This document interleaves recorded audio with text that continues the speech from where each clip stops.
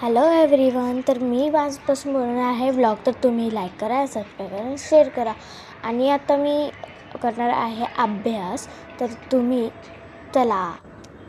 तर ही माझी बहीण बोलत होती मला फोन दे, पण मला अभ्यासाचे नखरे दाखवायचे होते म्हणून.